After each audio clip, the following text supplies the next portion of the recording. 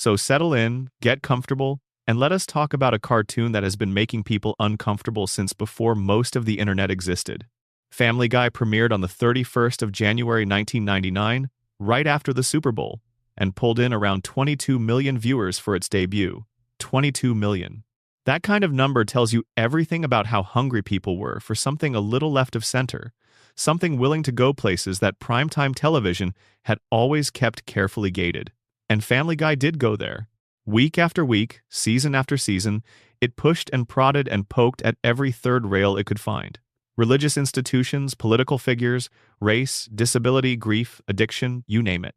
Most of the time, whatever it touched eventually made it to air. But not always. Scattered across Family Guy's long and complicated history are the moments the networks decided were just too far. Storylines that got shelved, episodes that were pulled after airing, scenes that were quietly trimmed before the DVD release, and whole chapters of the show that most casual viewers have never actually seen. And running parallel to all of that is something just as fascinating. The show's long list of questions it never actually answered, the deep lore sitting underneath the comedy.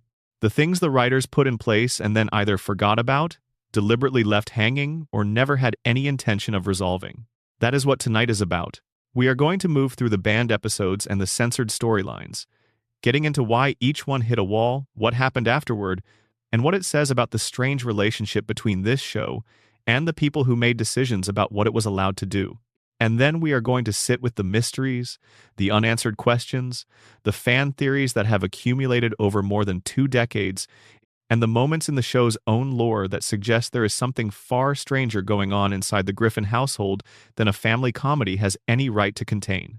This is a long one, so dim the lights, get wherever you are most comfortable. We are in no rush. And before we go any further, drop a comment and let me know where you are watching from tonight and what time it is. Knowing that somebody in another part of the world is settling in for this same conversation is one of the best parts of making these videos. And if you have not already hit subscribe, it costs nothing and it genuinely helps the channel more than you would think. Okay? Let us get into it. Section 1. The show that never followed its own rules. To understand why so many Family Guy storylines ended up banned, pulled, or edited into something barely resembling their original form, you first have to understand what kind of show Family Guy was trying to be when it launched, and then what it became as the years accumulated around it. Seth MacFarlane built Family Guy on a concept that sounds simple, but is actually quite difficult to execute with any real consistency. A dysfunctional, animated family whose humor operated on 2 completely separate frequencies at once. On one level, the show was a warm, semi-grounded domestic comedy about a working-class dad trying to keep his life from falling apart while his clearly unusual children grew up around him. On another level entirely, the show was a delivery system for some of the most jarringly dark, politically pointed, and culturally provocative comedy that network television had ever tried to contain within a half-hour slot. The tension between those 2 things was the engine that made the early seasons work. When Peter did something genuinely stupid and the joke landed, it landed because underneath all the chaos, you still believed he cared about the people around him. The darkness had a floor. There was something underneath it holding everything in place. Something warm enough that the show could go very cold for 30 seconds and then return to it without losing the audience entirely. That floor is the thing that slowly started to give way as the seasons accumulated. And it is also the thing that made certain storylines feel so wrong to the executives, the networks, and in some cases the viewing public. When Family Guy decided to go somewhere that crossed a line it had never publicly announced, but that everyone could feel. The first wave of censorship pressure came before the show had even found its footing. In 2000, the Parents Television Council placed Family Guy on its list of worst primetime programs for family viewing. The Federal Communications Commission received multiple complaints and formal petitions asking that the show be blocked from broadcasting. None of these early complaints actually resulted in a full episode being suppressed, but they established something important. Family Guy existed in a constant state of negotiation with the world around it, a push and pull between what the writers wanted to do and what the network believed it could get away with in any given week. What made that negotiation so interesting over the years is that it was never consistent. Fox would allow certain things and refuse others, and the logic behind those decisions was not always easy to follow from the outside. The show could depict extraordinary violence in certain contexts and receive no official response. It could go after specific public figures, sacred institutions, and cultural touchstones and air without a problem. But then it would touch something else entirely. Something that seemed on the surface to be handled with more care and more nuance than usual. And suddenly the executives would go very quiet and start looking for ways to make the episode disappear before anyone could make it a news cycle. The pattern you start to notice, when you look at all the episodes that ran into trouble, is that the show's most extreme and most obviously irreverent material generally made it through the process intact. The shock value content, the gross humor, the deliberately offensive cutaways, these things were expected. They were part of the deal. The audience knew what they were getting. The network knew what it was broadcasting. The advertisers had priced in the controversy. What the network struggled with was the episodes that tried to engage seriously with difficult real-world subjects, because those episodes created a different kind of liability. They could not be waved away as obviously satirical. They asked the audience to actually think about something uncomfortable, and that made the people signing the checks deeply uncomfortable in return. A joke that is simply offensive is something you can categorize. A sincere engagement with a contested political or moral question is something else entirely, something that invites reactions from constituencies that do not usually watch animated comedies and that do not operate by the same rules as the people who do. There is also the question of timing, which turned out to matter enormously in at least one case. Several Family Guy controversies arose not from what the show said about a subject, but from when it said it. The intersection between fictional dark comedy and real-world tragedy is never more uncomfortable than when the timing is catastrophically wrong. And Family Guy, by virtue of existing for so long and touching so many different subjects, was always going to eventually find itself on the wrong side of that timing. That happened in ways that are still discussed to this day. To understand the full picture of the show's relationship with censorship, controversy, and the limits of what network television would permit, you have to go chronologically. Each banned episode, each pulled scene, each delayed broadcast tells its own story, and those stories, laid end to end, tell a larger one about what American broadcasting was and was not willing to say to its audience over 2.5 decades. Let us start at the very beginning of the controversy story. Let us start with the episode that no American broadcaster has ever been willing to air, the one that was written, animated, completed, and then placed in a drawer where it sat for years before most people even knew it existed. Section 2. The episode America was never allowed to see partial terms of endearment. Of everything in Family Guy's long and complicated history of controversy, nothing comes close to the story of Season 8, Episode 21, known by the title Partial Terms of Endearment. This is the only Family Guy episode that was completed and then outright refused a broadcast slot in the United States. Not edited, not trimmed, not delayed, refused. And the refusal came from the network that had been airing the show for years, from executives who were fully aware of what Family Guy was and what it was willing to do, and who still looked at this particular episode and decided it was not something they were going to put on television. To understand how that happened, you have to understand how the episode came to be in the first place. The pitch for what would become Partial Terms of Endearment originated in the Family Guy writer's room, the way essentially everything on the show did. The specific idea that was eventually developed came from writer Danny Smith, and what made it unusual from the very beginning was the tone he was going for. This was not going to be a typical Family Guy episode that took a controversial subject and wrapped it in enough dark comedy to keep everything at arm's length. Danny Smith wanted to write something that actually engaged with the subject on something close to its own terms, that treated the question being raised as a genuine moral question worthy of real consideration. He referenced, throughout his drafting process, an essay on abortion from Carl Sagan's book, Billions and Billions. This is a remarkable source to draw from while writing an episode of Family Guy. Carl Sagan's essay on abortion is one of the most careful and thoughtful explorations of the subject ever written.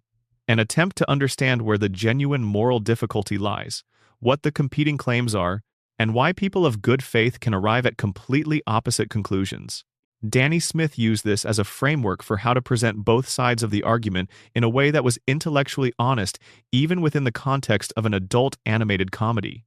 The result was an episode that begins with Lois Griffin reconnecting with an old college friend named Naomi and her husband Dale.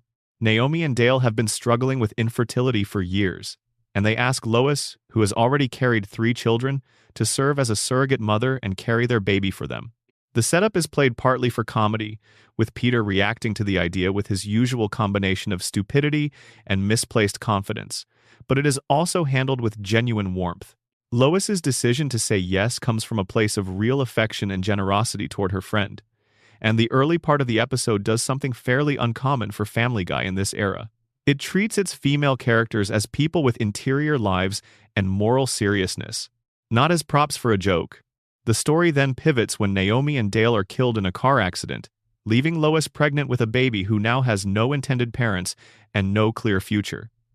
And the rest of the episode is about what Lois does next. She and Peter navigate the decision in completely opposite directions, which is entirely in keeping with who they are as characters at this stage of the show. Peter, swayed by anti-abortion activists he encounters in his usual bumbling fashion, becomes briefly and loudly pro-life. The show depicts him getting swept up in protest culture and religious enthusiasm in ways that are clearly satirical, with his adoption of the position being shown as driven by peer pressure rather than genuine moral conviction. Lois, meanwhile, has been doing the actual research and the actual thinking, and she arrives at a different conclusion. By the end of the episode, Lois has an abortion. The decision is hers. The show does not punish her for it. It does not dramatically reverse itself in the final minutes to reassure a nervous audience.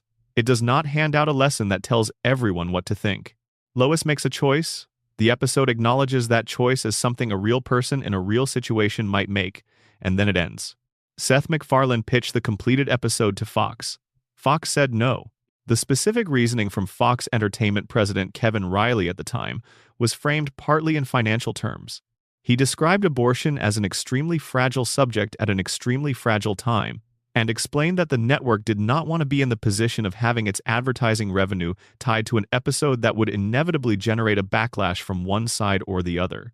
This is an honest assessment, and Riley was not pretending to have a moral objection to the episode's content. He was saying that the business calculation did not work out, that the potential downside of the controversy outweighed whatever the upside of airing a genuinely good episode might be. MacFarlane's reaction to the decision was not one of anger, exactly. He described the episode as having been written in a spirit of genuine neutrality, as something that tried to be fair to the people who hold very different beliefs on this subject. He thought the episode was good. He was frustrated that it would not be seen, but he also acknowledged, in interviews over the years, that the subject matter was handled in a way that was probably more earnest than the show's usual register, and that there was something almost jarring about watching Family Guy, of all things, try to actually reckon with one of the most contested moral questions in American life without hiding behind a joke. Fox did not just decline to air the episode. They also reached out to Adult Swim, which had been airing Family Guy reruns with enormous success since 2003, and asked them not to broadcast it either. Adult Swim complied. So the episode existed in a kind of limbo, completed, legally owned by the studio, sitting there with nowhere to go and no audience it was permitted to reach. It was eventually released on DVD and Blu-ray in September 2010, bundled with supplementary material including audio commentary from MacFarlane and the writing team. Separately, the BBC aired it in the United Kingdom on the 20th of June 2010, where it played as a slightly unusual but otherwise unremarkable episode of a show that British audiences had generally received without the same level of official anxiety. It aired. The British television establishment made its judgments and decided the content was acceptable. Nothing catastrophic happened. But in the United States, Partial Terms of Endearment has never been broadcast on any network or any streaming platform. As of this writing, it is not available on Hulu alongside every other Family Guy episode. It remains the only completed Family Guy episode that has never been permitted to air in the country where the show was made. The specific content of the episode, beyond the central abortion storyline, includes several jokes that are characteristic of the show's usual style. There is a Looney Tunes tribute sequence in which Peter, briefly convinced that Lois needs to miscarry, attempts various schemes to cause one that are rendered in the visual language of classic cartoons. It is deliberately absurd. The comedy makes Peter look ridiculous. The show is clearly not endorsing his behavior. There are also sequences involving pro-life protesters that present the movement with the kind of exaggerated portrayal the show typically applied to any organized group it was sending up. What makes this so strange, when you sit with it, is the context.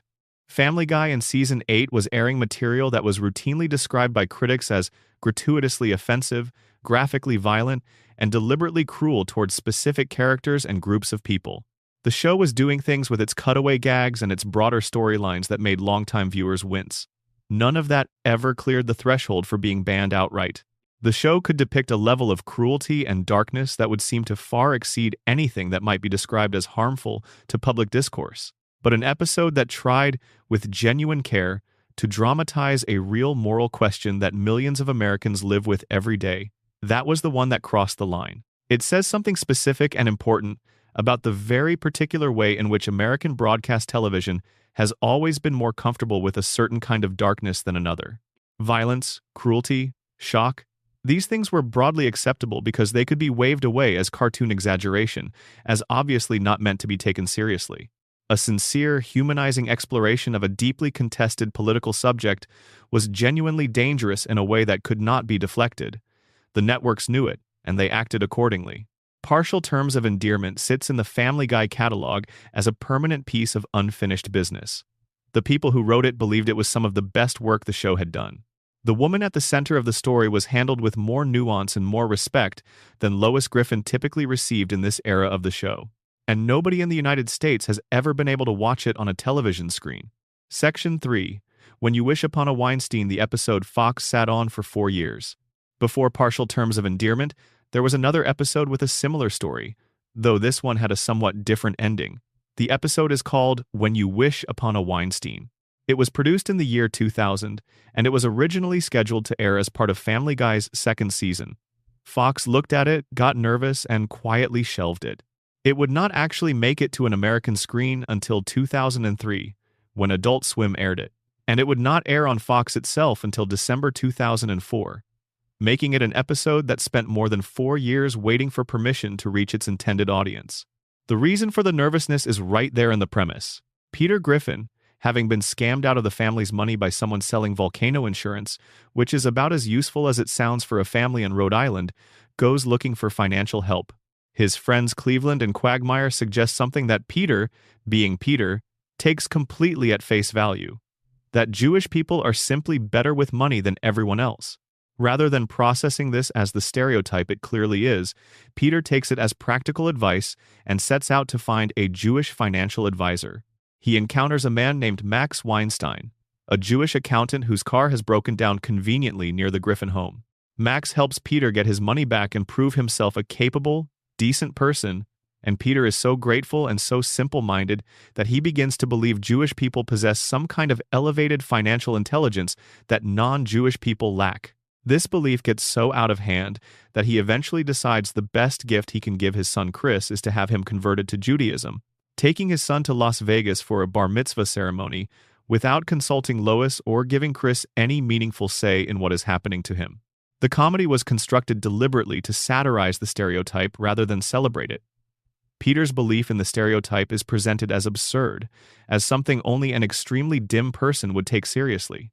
Max Weinstein himself is portrayed as a completely normal, competent, reasonable human being who happens to be Jewish and happens to be good at his job, not because of some mythological racial trait, but because he is a skilled professional doing his work. The joke, as MacFarlane understood it and as the episode constructs it, was about Peter's stupidity and credulity, not about Jewish people themselves. But Fox looked at the episode and could not get comfortable with it. The specific concern was that the satire might not read as satire to a significant portion of the audience, and that the episode could be perceived as straightforwardly anti-Semitic, regardless of what the writers intended. This is a legitimate concern, and it is one that any responsible broadcaster needs to weigh when making programming decisions. Satire requires the audience to understand that the material is being presented as satirical. If enough viewers take the joke at face value, then the joke does not function the way it was designed to, and the show has simply broadcast the stereotype it was supposedly sending up. The episode also featured a song called I Need a Jew, sung by Peter, which is a parody of the classic Disney song When You Wish Upon a Star from the 1940 animated film Pinocchio. The original lyrics in the version produced for the shelved episode included a line that referenced historical anti-Semitic accusations about Jewish people, including the old canard connecting Jewish people to the death of Jesus. When the episode eventually aired on Adult Swim in November 2003, the line had been modified. When Fox finally aired it in December 2004, it had been changed again. The original lyric was never officially broadcast in the United States. The episode's complicated relationship with the law did not end there. In October 2007, the Bourne Company, which owned the rights to the original When You Wish Upon a Star, filed a lawsuit against Fox, Cartoon Network, Fuzzy Door Productions, Seth MacFarlane himself, and the show's composer Walter Murphy. The lawsuit claimed copyright infringement, arguing that I Need a Jew was not a true parody that used the original song to comment meaningfully on its subject matter, but rather a close copy of the original that appropriated its musical identity without the kind of transformative purpose that would legally protect it under fair use doctrine. The lawsuit also argued that the offensive content of the parody had damaged the commercial reputation and value of the original song, which was and remains a culturally beloved piece of music. Fox and MacFarlane ultimately won that lawsuit in 2009. The court found that the parody was protected, that the use of the original melody for purposes of comedic commentary qualified as legitimate fair use, and that the harm to the original song's reputation was not sufficiently established. But the years the case spent in the legal system were a reminder of something that Family Guy had always flirted with, but rarely had to directly face. Making jokes about certain subjects carries consequences that can extend far beyond the immediate reaction of an audience in the moment of broadcast. Seth Green, who voices Chris Griffin, is Jewish himself. He voiced the character through the climax of the episode where his character is subjected to a bar mitzvah his father arranged without anyone's knowledge or approval. The casting note sat in the episode's trivia for years before being widely noted, adding a layer of personal context that the writers may or may not have been aware of when they wrote the scene. When You Wish Upon a Weinstein eventually settled into the standard Family Guy rotation and became relatively well known among fans, as an example of the show's willingness to engage with Jewish culture and identity in ways that other programs rarely attempted. The episode's humor, whatever one thinks of its execution, was clearly not motivated by genuine anti-Semitism. The satire, imperfect as it may have been, was targeting the kind of credulous thinking that makes stereotypes possible rather than the group the stereotype was about. But the 4-year delay between production and broadcast was long enough to become its own story, a chapter in the ongoing account of what a broadcaster can and cannot bring itself to say. MacFarlane has joked about the delay publicly. Before an Adult Swim airing, he recorded an introduction that referenced the fact that Fox had refused to show the episode. His tone was dry and pointed. He was not devastated by the decision, but he was not going to pretend it had not happened either.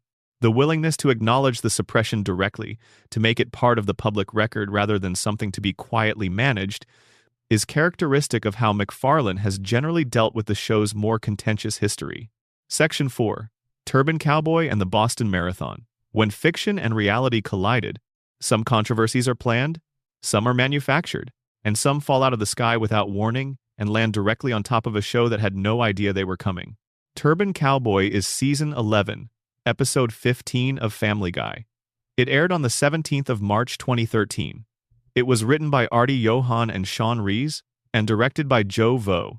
The episode follows Peter through a skydiving accident, a hospital stay, and a friendship with a man named Mahmoud, a Muslim character that the episode eventually reveals to be a terrorist connected to a plot to blow up a bridge. The episode's main storyline was criticized even before the controversy that consumed it, with critics pointing to its handling of Muslim characters as broadly Islamophobic and its plot mechanics as clumsy even by Family Guy standards. But none of that criticism caught fire in any significant way. The episode aired in March 2013 and was largely forgotten almost immediately afterward, except for one cutaway gag, buried in the middle of the episode. In that scene, Peter is asked by sportscaster Bob Costas, playing himself, how he managed to win the Boston Marathon. The show cuts to a brief visual. Peter Griffin in his car, driving through the field of marathon runners, mowing people down and leaving injured bodies scattered across the road behind him. He is interviewed on camera about his victory, cheerfully describing how he simply drove through the crowd whenever someone was in his way. The gag is dark. It is the kind of thing that lands in a particular way if you find dark, physical comedy funny, and very differently if you do not. But it aired on March 17th without any special response from audiences or the network. On the 15th of April, 2013, approximately 1 month after Turban Cowboy aired, 2 improvised explosive devices detonated near the finish line of the real Boston Marathon. 3 people were killed. Hundreds were injured, including 17 who lost limbs. The marathon finish line, a place associated with achievement and celebration and the culmination of enormous effort, became a crime scene. The nation's response was one of profound and widespread grief. In the immediate aftermath of the bombing, someone on the internet assembled an edited clip using footage from 2 separate scenes in Turban Cowboy. The first was the marathon cutaway, showing Peter driving through the crowd. The second was an unrelated scene from the same episode in which Peter, now friends with Mahmoud's companions, accidentally detonates explosives by dialing his cell phone. These 2 scenes, which had absolutely nothing to do with each other in the actual episode, were cut together to create a clip that appeared to show Family Guy depicting both a mass casualty event at the Boston Marathon and a bomb detonation connected to it. The edited clip spread across the internet at extraordinary speed. Social media erupted. People who had not watched the actual episode and had no way of knowing the clip was misleadingly assembled began sharing it as though it were evidence of something sinister. Conspiracy theories started forming with unusual speed. The narrative that Family Guy had somehow predicted or inspired the attack began circulating on sites that thrive on that kind of content, the same sites that had processed countless other tragedies through the same conspiratorial lens. Seth MacFarlane's response was immediate and unambiguous. He posted on social media condemning the edited clip, calling it abhorrent, and stating clearly that the bombing was a crime and a tragedy and that his thoughts were with the victims. He was specific about the fact that the clip circulating was not the actual episode but a fabricated assembly of unrelated scenes. He did not use the moment to defend his show's content or to make any argument about artistic freedom. He simply addressed the lie directly and condemned the tragedy directly. Fox made a decision that went further than any statement. The network pulled Turban Cowboy from all of its digital platforms. It was removed from Fox.com, from Hulu, and from Amazon. Fox also stated publicly that it had no immediate plans to broadcast the episode again. MacFarlane has said in interviews conducted after the bombing that he regrets the marathon cutaway specifically, not because he thinks the existence of the joke somehow contributed to the real event, but because looking at the scene with the distance that time provides, it was a poorly constructed gag that reached for an edge that was not worth finding. The episode remained unavailable for almost a decade. It did not return to Hulu until September 2022, more than 9 years after the bombing. When it came back quietly, without any special announcement or editorial context. It was simply available again one day, sitting alongside everything else in the catalog, as though the gap in its availability had not happened. What Turban Cowboy represents in the Family Guy story is a particular and very specific kind of controversy, one that the show could not have anticipated and could not have prevented. The gag was produced months before the bombing occurred. The people who made it had no idea what was coming. The connection between the fictional content and the real-world event was constructed by people with different agendas who were willing to splice footage dishonestly to make an argument that served their purposes. None of that made the situation any less uncomfortable. The episode had content that, once it was placed in the context of a real and recent tragedy, could not be cleanly separated from that context in the way that the network needed it to be. There is a specific kind of guilt that attaches itself to dark comedy when reality catches up to it, even when no causal relationship exists. A joke about a car driving through marathon runners is, in the abstract, a dark joke.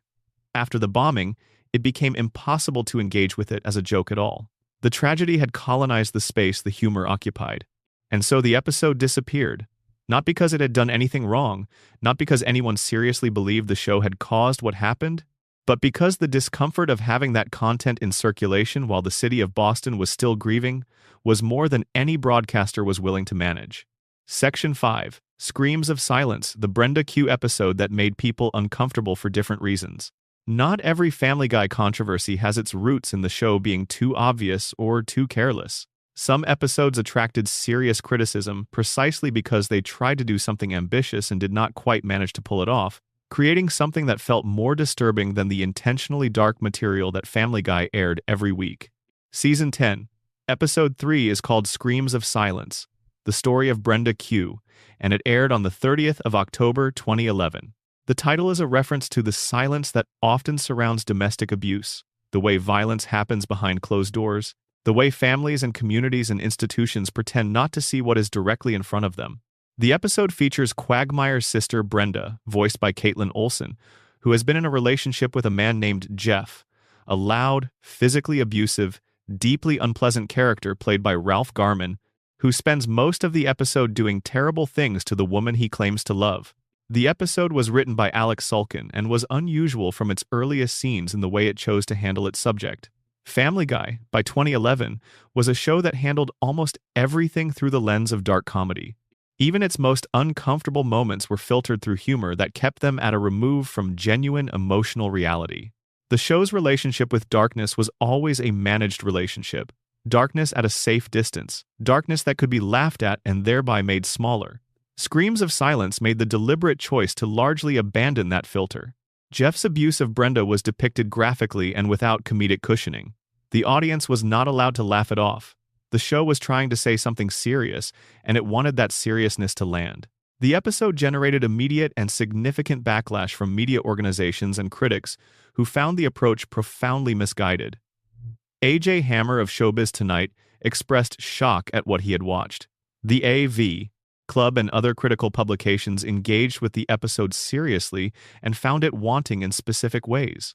The most common criticism was not that the show was addressing domestic abuse at all, but that it was addressing it in a way that reflected a deeply troubled understanding of how abuse actually works and why victims remain in abusive relationships.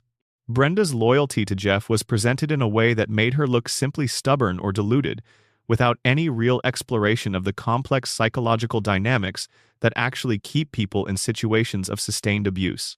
The script did not seem to fully understand, or at least did not choose to portray, the way that abuse erodes a person's sense of self over time, their understanding of what they deserve, their capacity to imagine a life that looks different from the one they are currently living.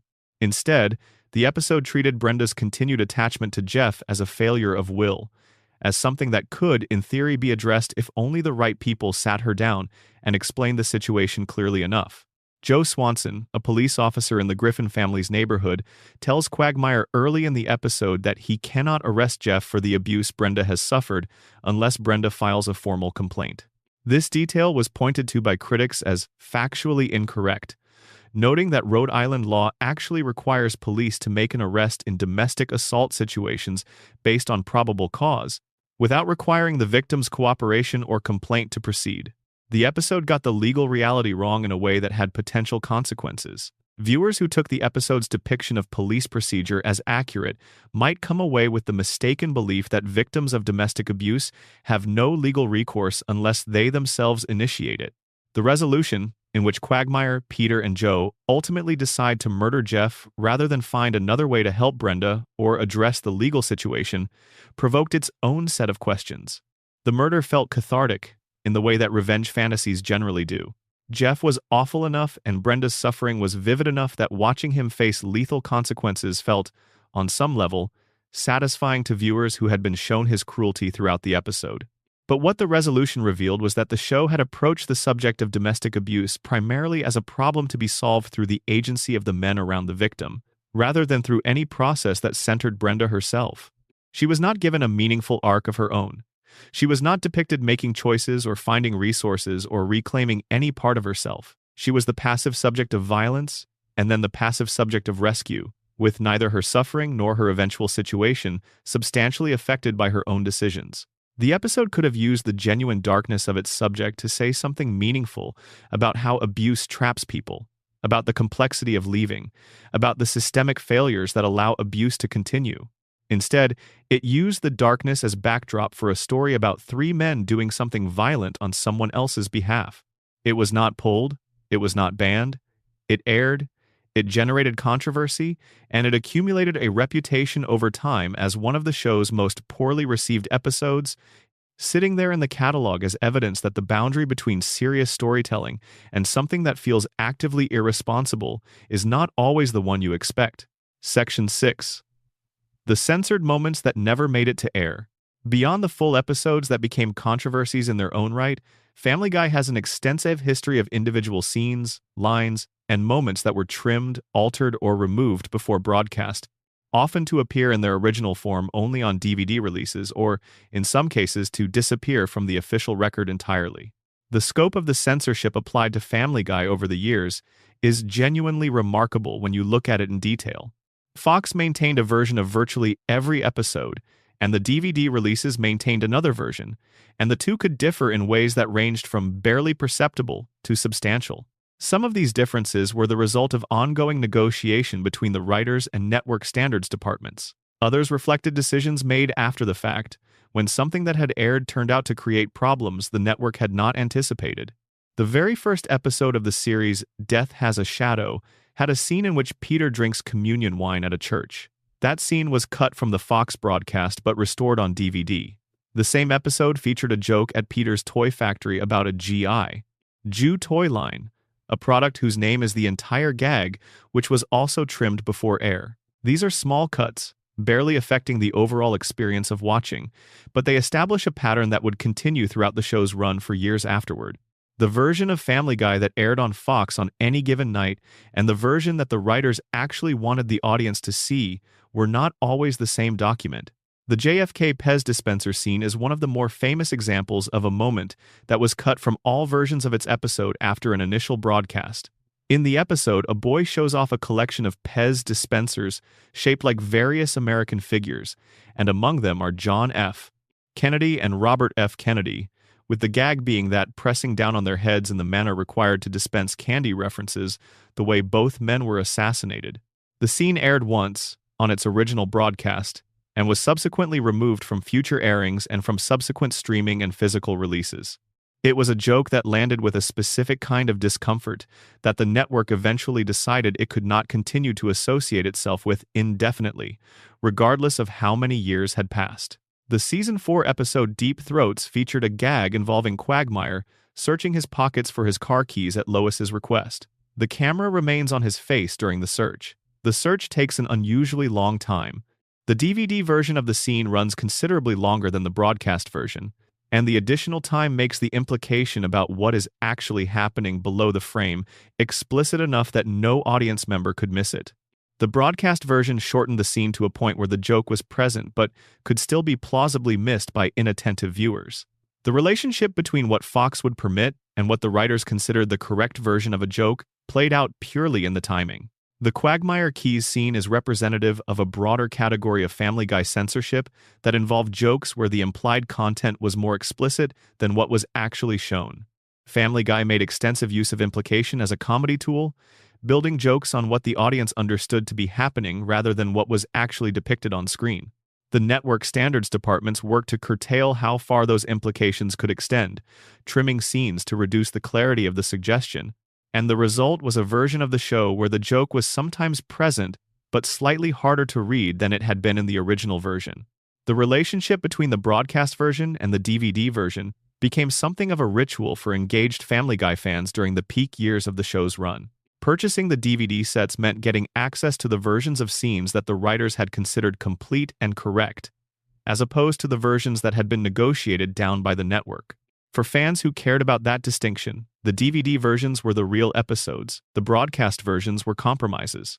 One of the more unusual censorship stories involves the episode When You Wish Upon a Weinstein, which has already been discussed in detail, but the specific detail worth returning to here is the altered lyric in the I Need a Jew song. The original version of the song, which was animated and recorded but never officially broadcast in the United States, contained a lyric that referenced the anti-Semitic accusation connecting Jewish people to the crucifixion. When the episode finally aired on Adult Swim in 2003, that lyric had been changed. When Fox aired it in 2004, it had been changed again. So there exist, at minimum, 3 versions of that song: the original produced version, the Adult Swim version, and the Fox version. Most American viewers have only ever heard the Fox version, which is the most thoroughly modified of the 3. The show's handling of the Season 7 episode Not All Dogs Go to Heaven, which focuses on Meg converting to Christianity and Brian being ostracized from the community for being an atheist, generated its own unusual censorship story. The episode was temporarily pulled from all online distribution, including Hulu and iTunes, due to a legal matter unrelated to its content, with music licensing issues creating the specific problem that required its removal. The episode itself attracted criticism for the heaviness of its atheism messaging, with MacFarlane and the other writers acknowledging in DVD commentary that the episode was more one-sided than they had intended. It was eventually restored to distribution, but the period of its unavailability added it to the growing list of Family Guy episodes that had experienced some form of official suppression. What all of these smaller censorship moments add up to is a portrait of a show in permanent negotiation with the institutions surrounding it. The writers pushed, the network pushed back. Sometimes the push went one way, and sometimes it went another. The version of the show that ended up on television on any given night was the product of that negotiation, rather than a pure expression of what anyone had originally created. Family Guy as it aired was always, in some meaningful sense, a compromise. And the distance between the compromise and the thing the writers actually made is part of the show's history that gets lost if you only ever watch the broadcast version. Section 7. The Stewie Enigma. Every unanswered question about the world's most dangerous baby. He is 1 year old. He wants to conquer the world. He has built a functional time machine in his bedroom out of parts and mechanisms that no one in the show's universe has ever asked him to explain. He speaks like a character out of a British drawing room drama from 70 years ago. His head is shaped like an American football. He has, at various points in the show's history, built laser weapons, mind control devices, and a portal to other dimensions. And for more than 2.5 decades of broadcast history, the show has never explained any of it. Stuart Gilligan Griffin is Family Guy's most unusual creation, and the questions surrounding him are among the most discussed in all of animated television fandom. Not because the answers are hidden and waiting to be found in some upcoming episode, but because the show has made contradictory statements about the answers on so many occasions that arriving at any definitive conclusion requires building your own framework out of partial, inconsistent information provided by the show itself and its creator. Start with the most basic question. The one Seth MacFarlane himself described as the single most asked question about the show. Can anyone actually hear what Stewie is saying? The early episodes of Family Guy established what seemed like a clear rule. Most of the adult characters in Stewie's world could not understand him. They heard babbling. The joke was that Stewie's elaborate speeches, his villain monologues, his threats against Lois, his meticulous observations about the failings of human civilization, all of it registered on his family as incomprehensible baby sounds. Only Brian consistently heard and understood Stewie.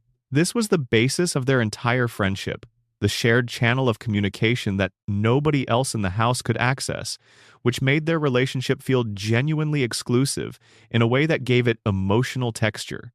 Except the show broke its own rule constantly, even in the earliest seasons. There are scenes where Peter clearly responds to something Stewie has said in a way that makes no sense unless Peter actually understood the words. There are scenes where Lois reacts with an awareness of what Stewie has communicated. There are moments where the adults around Stewie could not possibly be responding to anything other than exactly what he said. One of the earliest examples from the show's first season involves Stewie casually suggesting to Peter that they smoke marijuana and watch pornography, and Peter responding with apparent enthusiasm. Either Peter understood those words specifically, or the joke makes no sense. MacFarlane gave an explanation in an interview. He said that technically everyone in the show can hear and understand what Stewie says. They simply do not take his statements seriously because he is 1 year old, and regardless of how sophisticated the language is, the adults around him have a frame of reference that prevents them from fully processing the implications of what a baby is telling them. They hear the words, they understand the words. They just discount the person saying them. But then, at a San Diego Comic-Con panel in 2011, MacFarlane offered a different answer. He said that Brian always understands Stewie, that Chris occasionally understands him, and that Peter, Lois, and Meg do not understand him at all, which directly contradicts the earlier explanation and contradicts what the show itself depicts in multiple scenes.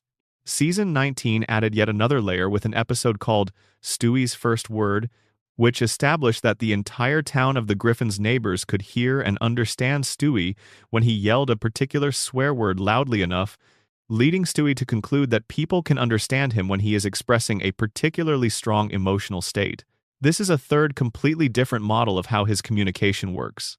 sitting alongside the two contradictory explanations already in the record. The show, through its own narratives and through its creators' interviews, has given three separate answers to the same question. What makes this interesting rather than just sloppy is that the inconsistency appears to be at least partially deliberate. MacFarlane has said that the writers would apply whichever interpretation made a given scene funnier. If it was more comedic for a character to understand Stewie, they understood him. If the joke required ignorance, there was ignorance. The internal logic was always secondary to the comedic result in the moment.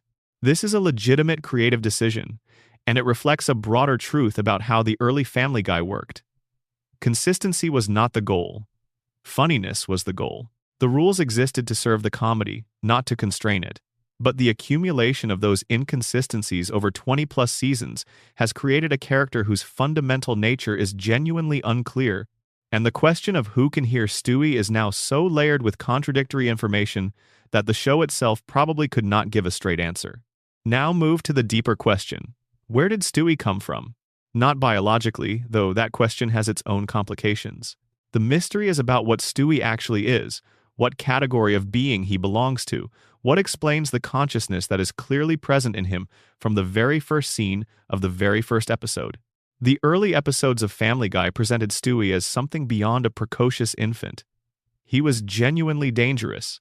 His weapons were functional.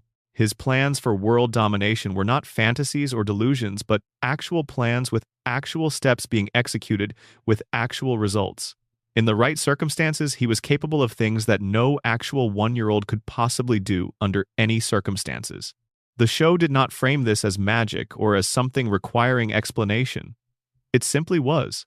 Stewie could do these things the way that Peter could understand Stewie when the joke required it, because the show needed him to, and the question of why was left for the audience to manage on its own.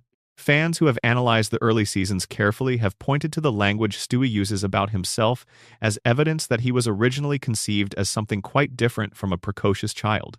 His description of his mother's womb as his ovarian Bastille, the prison from which he was forcibly released and in which he spent 9 months against his will, implies a consciousness that was already fully formed before birth. Normal children do not experience their prenatal existence as imprisonment. Normal children do not emerge from the womb with completed vocabularies, political philosophies, and weapons manufacturing skills. What Stewie describes is a consciousness that arrived in the world with memories, preferences, and resentments already intact. The British accent is its own puzzle and its own mystery. Stewie lives in Rhode Island. His family speaks in Rhode Island accents.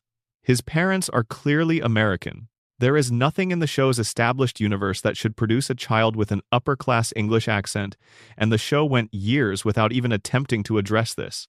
The explanation that eventually came was both illuminating and, in its own way, more mysterious than the question it answered. In the season 16 episode Send in Stewie Please, which consists almost entirely of Stewie speaking with a school psychiatrist, the show revealed that the British accent is not real. Stewie's actual voice sounds much more like a regular American child, something in the general register of Peter's voice. The accent, he tells the psychiatrist, is a coat of armor, something he cultivated to feel special, to mark himself as different from the people around him. When the psychiatrist threatens to tell the family about this revelation, Stewie allows the psychiatrist to die rather than give up his performance. He goes back to the accent. But here is the puzzle that explanation creates. If the accent is an affectation, if Stewie put it on deliberately at some point to feel special, then when did this happen? At what age does an infant consciously decide to perform a different version of themselves for the world? And if the accent is manufactured, if it is one layer of constructed identity laid over a different authentic one underneath, does that mean the entire persona is constructed? The genius, the villainy, the weapons, the plans for world domination, are these also performances? Things Stewie does to feel special rather than things that arise from who he genuinely is? The time machine adds yet another dimension to the mystery of what Stewie is. He built one. It works. He has used it in multiple episodes, traveled to different historical periods, altered the past, created branching timelines, and visited parallel universes. No explanation for how a 1-year-old designed and constructed a functional time machine was ever provided. The materials, the engineering knowledge, the theoretical physics required to build such a device. None of this is addressed. The machine simply exists, and everyone accepts it, and the show moves on. The most persistent fan theory about Stewie's true nature proposes that he is not a child at all, not even an unusually gifted one. The theory holds that Stewie is some form of consciousness occupying an infant body, having arrived in the Griffin household either through some mechanism related to his own advanced technology or through circumstances the show never specified. He was already formed when he got here. He already had preferences, memories, capabilities, and resentments. The baby body is the container. The thing inside it is something that was somewhere else before, and being here, in diapers and a high chair, is a situation it finds persistently humiliating. This theory has textual support in the way Stewie talks about his circumstances from the very beginning of the show. He refers to his family with the contempt of someone who knows they do not belong here. He refers to ordinary baby experiences as indignities he is being subjected to. His relationship with his own infancy is the relationship of a prisoner to their cell, not the relationship of a child to their childhood. Something in his history predates the Griffin household, and whatever it is has never been explained. Section 8. The Brian Griffin Paradox. A talking dog, an unfinished novel, and a death that did not stick. Brian Griffin is a Labrador retriever who walks upright, drives a car, drinks martinis, maintains an active romantic life with human women, and has spent more than 2 decades in the Griffin household as something the show describes, without much elaboration, as the family dog. His biology is never explained. His ability to speak, reason, and function at a level indistinguishable from a human adult is presented as a given. No other animal in the show's universe can do what Brian does. The neighborhood has other pets. None of them talk. Brian's extraordinary nature exists in isolation, treated by everyone around him as something that simply is, rather than something that requires any kind of accounting. Fan explanations for Brian's abilities have ranged across a wide territory over the years. Some argue that Brian is a human consciousness placed in a dog's body, either intentionally or as the result of some accident connected to the advanced technology that exists in the world of the show. This theory has some textual support in the Road to the Multiverse episode, which depicts a universe where Brian is human, walking and talking, and relating to the world in much the same way he does as a dog, but within a human body. The human Brian is recognizably the same character as the dog Brian, which suggests that whatever makes Brian is not primarily about being a dog. Another theory, which gained significant traction in later seasons, partly because the show seemed to be making a version of the same argument, proposes that Brian's declining character and declining intelligence over the course of the show is the result of sustained substance abuse, affecting a brain that is not designed to handle the volume of alcohol and other substances Brian consumes. A dog's brain is significantly smaller than a human brain and neurologically different in ways that affect how substances are processed. The cumulative effect of years of drinking, drug use, and other experimentation might explain, within the logic of the show's universe, why the sharp and perceptive Brian of Season 1 gradually became the self-involved and often foolish Brian of Season 12. But the most discussed Brian mystery is not about his biology or his arc of character decline. It is about his death, and about what his death revealed about the show's relationship with consequence. In November 2013, Season 12, Episode 6 aired under the title Life of Brian. In this episode, Stewie destroys his time machine following a series of incidents that convince him the device is too dangerous to keep in existence. Moments after the destruction, Brian is struck by a speeding car in the street outside the Griffin house. He dies. The death is treated with genuine emotional weight. The family mourns him. Stewie is devastated in a way that the show committed to rather than deflecting through comedy. A new dog, an Italian-American Labrador named Vinny, voiced by Tony Sirico, joins the family and begins the process of filling the void Brian left. The internet reacted as though something genuinely significant had happened, because in some sense it had. Brian Griffin was a character who had been present in Family Guy since the first episode in 1999. He had been voiced by Seth MacFarlane himself for every one of those years. He was one of the most recognizable animated characters on television. His death made national news. It trended on social media for days. Critics wrote about it. People who had not watched the show in years tuned back in because they had heard that something real had happened. 2 episodes later, in the Christmas episode titled Christmas Guy, a version of Stewie traveling forward in time from the past happens to carry a time machine. The present-day Stewie, who had destroyed his time machine precisely to prevent these kinds of situations, uses the device to travel back and push Brian out of the way of the car. Brian is alive again. The whole arc, the death, the genuine grief, Vinny, the sense that something had permanently changed, was reversed in a single episode. Brian came back to life. Everything went back to the way it had been before. The backlash was intense and specific. Fans who had genuinely mourned Brian, or who had watched the grief arc with something like admiration for the show's willingness to commit to something real, felt manipulated. Critics called it a cynical use of an emotional storyline for short-term attention. The observation that the network had deliberately allowed the death to trend and generate coverage, then reversed it before anyone had to live with the change, was widespread and difficult to argue with. The whole sequence of events read, to many observers, as a calculated exploitation of the audience's emotional investment. What the Life of Brian arc exposed about Family Guy's relationship with its own continuity is the thing that stayed with fans long after the specific controversy faded. The show was clearly capable of generating moments that carried genuine emotional weight. Brian's death worked as an emotional event. The grief the characters experienced was convincingly rendered, but the willingness to actually follow through, to allow those moments to permanently reshape the world of the show, was not present. The reset button existed, and it was always going to be pushed. The question the arc raised, and that the show never addressed directly, was whether anything that happened in Family Guy's world actually mattered in any lasting sense. The answer the subsequent seasons provided was largely no. Section 9. The Multiverse Theory and the Pre-Cancellation Split. Here is an idea that has circulated among Family Guy fans for years, and it is one of those frameworks that, once you start applying it to the show, becomes difficult to stop seeing everywhere. The theory is this: the Family Guy that existed in seasons 1 through 3, before the cancellation in 2002, and the Family Guy that returned in season 4 in 2005 are not the same show in any meaningful continuity sense. Not just tonally different, not just evolved over time through normal creative drift. The pre-cancellation Griffins and the post-revival Griffins are two separate groups of people who happen to share names, faces, and a general neighborhood, existing in different branches of what Family Guy's own lore confirms is a multiverse. The evidence comes from multiple places, and some of it is quite compelling once you lay it out. The characters in seasons 1 through 3 behave in ways that are fundamentally incompatible with how those same characters behave from season 4 onward.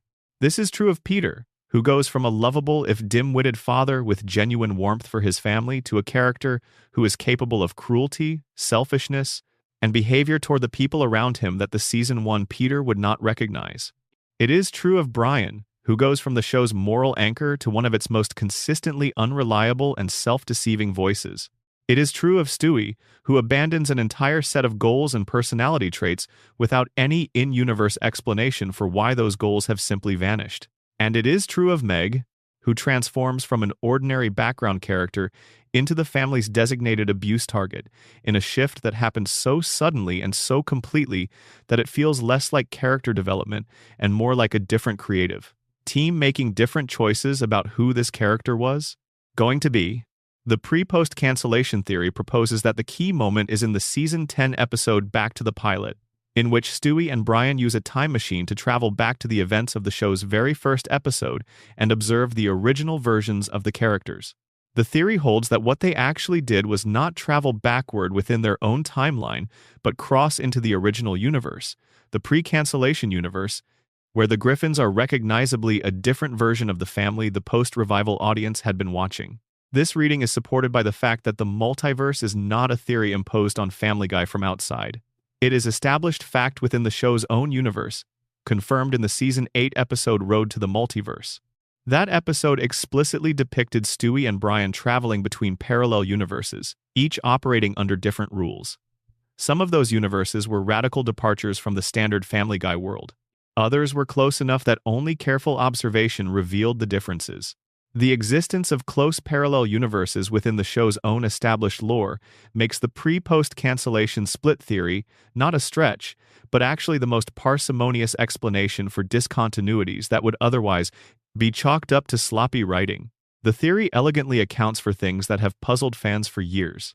If the post-revival Griffins are a different family from a closely parallel universe, then the fact that Peter is a different kind of person is not a failure of character consistency, but accurate depiction of a different character who happens to share a name and a face. The fact that Stewie no longer wants to kill Lois is not an unexplained character evolution, but a difference in the identity of the specific version of Stewie the audience is now following. The warmth that the early show had and that gradually drained away after the revival is not something that was lost, but something that belonged to a version of the family that the audience has not been watching since 2002. Running alongside this multiverse theory is another stranger question about the nature of the Family Guy universe itself. Multiple episodes, scattered across different seasons, have contained moments that suggest the Griffins exist in a world that is not quite real even within the logic of the show's own fiction. The most explicit example comes at the very end of Season 7's Not All Dogs Go to Heaven, where the final image of the episode reveals that the entire Family Guy universe exists inside a lampshade in the bedroom of two characters who appear to inhabit a more real level of existence. The joke is quick and the show does not dwell on it, but the implication is structural. Everything the audience has been watching is contained within something else, is a story being told within a larger story in which different rules apply. The Season 15 episode Inside Family Guy extended this idea considerably, building an entire episode around the premise that the Griffins are fictional characters on a television show, with at least some awareness of their own status as constructs. The show has made use of fourth-wall humor throughout its history, with characters addressing the audience directly or acknowledging their own fictional nature, but this episode made that meta-awareness the actual subject rather than a joke layered on top of a different story. What this line of implication suggests about the show's banned episodes and its unanswered mysteries is genuinely strange to think about. If the Griffins exist within a fiction, if they are characters in a story being told by someone else, then the question of whether Stewie truly intended to kill Lois, or whether Brian truly died, or whether Meg truly understands the role she has chosen to play in the family's dysfunction, sits in a different kind of space than the things that happen to real people in the real world. The stakes are real within the show's universe, but the show's universe may not be what it presents itself as being. Section 10. The Seahorse Seashell Party and Meg Griffin's Dark Purpose. Of all the unanswered questions buried in Family Guy's 20-plus seasons, the one that has generated the most genuinely uncomfortable discussions is not about time travel or parallel universes or whether a dog should be able to read Hemingway. It is a simpler question, and a harder one. What is Meg Griffin's actual role in the Griffin family, and does the show know what it is doing by putting her there? To understand that question fully, you have to sit with the episode that raised it most directly. The Seahorse Seashell Party aired as the second episode of Season 10 on the 2nd of October 2011. The episode was part of Fox's Night of the Hurricane crossover event, a 3-show collaboration that tied together episodes of Family Guy, The Cleveland Show, and American Dad with a shared hurricane narrative. Each show dealt with the storm in its own way, with the individual episodes working both as standalone stories and as pieces of a larger event. In the Family Guy version, the Griffin family is trapped at home during the hurricane. Brian, bored and increasingly anxious, eats psychedelic mushrooms he has been hiding and spends most of his screen time in the grip of a drug experience that the show depicts through genuinely disturbing animation, surreal imagery that is unlike anything else the show had attempted in terms of pure visual horror. The Brian storyline is unusual and oddly effective in its way. The animation team clearly enjoyed the freedom it provided, but it is not what anyone remembers about the episode. What made this episode famous, and what has kept it in discussions about Family Guy ever since, is Meg Griffin finally snapping. After years of accumulated abuse from her family, years of insults and physical cruelty and deliberate neglect and casual contempt that had become the defining feature of her existence in the show, Meg reaches a breaking point during the hurricane. She is provoked one too many times, turns on her family, and begins speaking in a way she has never been allowed to speak before. She goes after Chris, pointing out his cruelty and his selfishness with the precision of someone who has been cataloging grievances for a long time. She confronts Lois with the history of the woman in front of her, calling out the choices Lois has made and the ways those choices have rippled outward to damage the people around her, particularly Meg. She turns to Peter, and the things she says about him are devastating in their accuracy. His recklessness, his violence, his complete indifference to the impact his behavior has on the people sharing his house, the ways in which his children have been damaged by the person he chose to be. Mila Kunis, who has voiced Meg since season 2, delivered the monologue with a kind of accumulated heat that made the performance feel like something the character had been building toward for years, because in a real sense, she had been. The audience, which had watched Meg be mistreated and humiliated and physically abused and systematically diminished across multiple seasons, felt the satisfaction of finally watching someone say out loud what everyone had been watching happen. It was, for the duration of the monologue, genuinely cathartic. After Meg's confrontation, something unexpected happens. Without Meg as the shared target of the family's accumulated frustration, the Griffins turn on each other. Peter and Lois fight. Chris joins in. The family dynamic, which had always been channeled through the pressure valve of Meg's suffering, has nowhere to go. The family starts to fall apart without her there to absorb the damage. Meg observes this.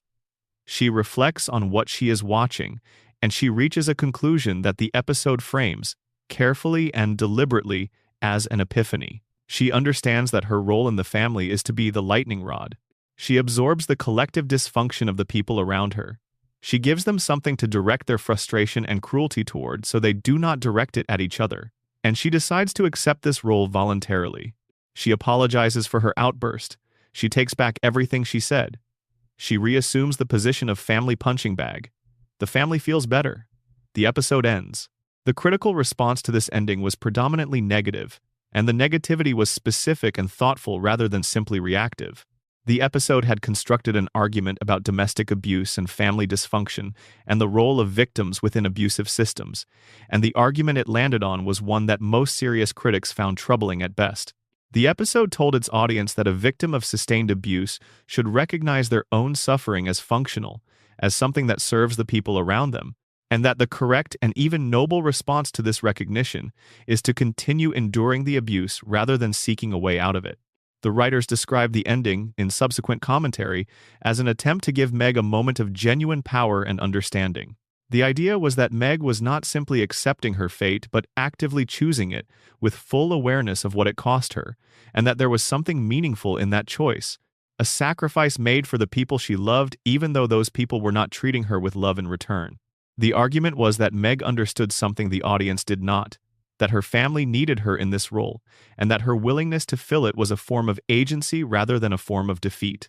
This argument did not land with many viewers, and for reasons that were not simply sentimental, the logic works only if the preservation of the Griffin family's dynamic is a good worth Meg's ongoing suffering.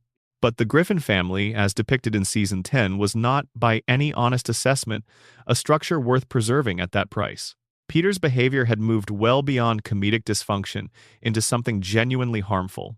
The family that Meg was choosing to protect was not a family whose well-being the audience could reasonably be expected to value enough to endorse the cost. What the Seahorse Seashell Party represents in the larger Family Guy story is a moment where the show looked directly at something it had been doing for years, named it precisely, and then had the person at the center of it agree that it was fine. Whether the writers understood the message they were sending is a question the episode itself does not answer. They believed they were doing something sophisticated. The thing they actually did was considerably more complicated. In subsequent seasons, the treatment of Meg did gradually improve.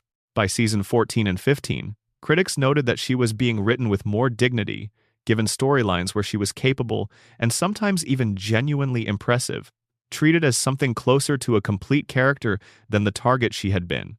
Some of this change was attributed to more women joining the writing staff and pushing back against the sustained cruelty. The correction was slow and imperfect, but it happened. Section 11. The storylines living in the gray areas. Beyond the outright banned episodes and the fully censored scenes, Family Guy has a long history of storylines that occupied a stranger and more ambiguous space. Material that made it to air, but that generated reactions the show probably did not anticipate, or that looks very different in retrospect than it did in the moment of its original broadcast. The domestic violence episode with Brenda Q is the clearest example of this kind of thing, but it is not the only one. The show has repeatedly attempted serious engagement with subjects that its usual comedic mode could not fully contain, and the results have been uneven in ways that are genuinely instructive about what Family Guy could and could not do as a vehicle for anything other than comedy. The Season 7 episode Not All Dogs Go to Heaven, beyond its specific controversies around censorship and legal complications, is a case where the show tried to say something real and found that its machinery was not suited to the task. The episode argues through Brian's storyline that atheism is a defensible position and that social pressure to conform to religious belief constitutes a form of oppression. The show makes this argument with such directness, with Brian delivering speeches that function more as author statements than as character dialogue, that even viewers who agreed with the substance found the delivery alienating. Satire benefits from obliqueness. This episode was not oblique. Seth MacFarlane, on the DVD commentary, said the episode was more one-sided than he had intended, and that he had hoped to present a more balanced engagement with the faith versus atheism question. That the result did not achieve balance is visible in the episode itself, where the believers are depicted as credulous book burners, and the atheist is depicted as the only person in the town with a grip on rational thought. The argument is technically present on both sides, but the weight given to each side is not equal, and that imbalance makes the episode feel like a lecture rather than a comedy. The show's handling of gun culture and gun policy in various episodes across its run generated a similar dynamic on a different subject.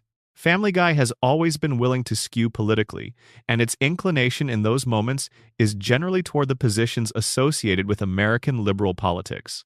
But the episodes that engaged directly with gun ownership and gun policy were received very differently depending on the viewer's own position, and the show's habit of placing its arguments in the mouths of characters the audience already either trusted or distrusted made the political messaging feel less like satire and more like straightforward advocacy, wearing the costume of a cartoon.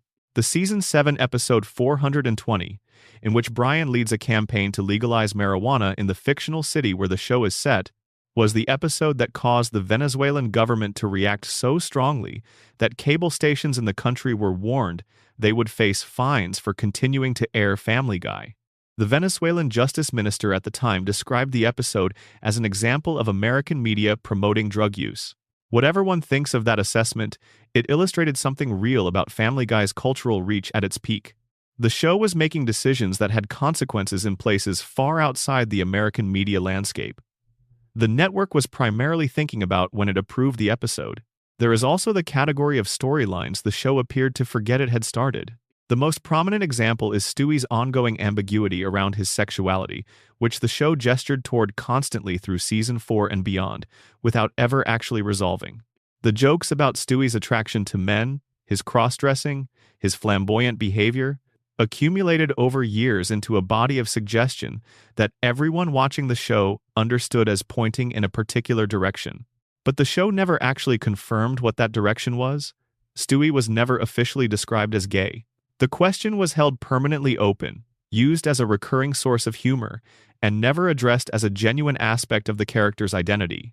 The Send in Stewie Please episode from Season 16, which revealed Stewie's real voice and explored aspects of his psychology in more depth than the show usually attempted, touched on the sexuality question briefly in a way that was both more honest and more evasive than anything the show had done before.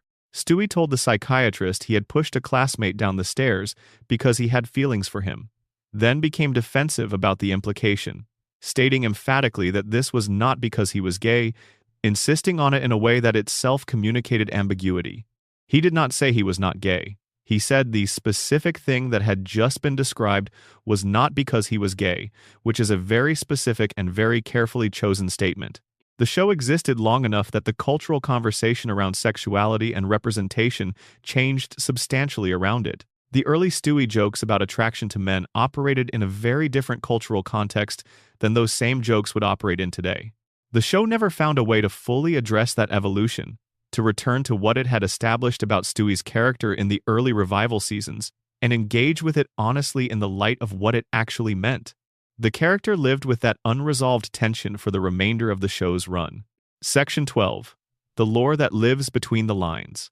The thing about Family Guy's deepest mysteries, the ones that have never been resolved and probably never will be, is that most of them were not planned. They were not set up in Season 1 with the intention of being answered in Season 15.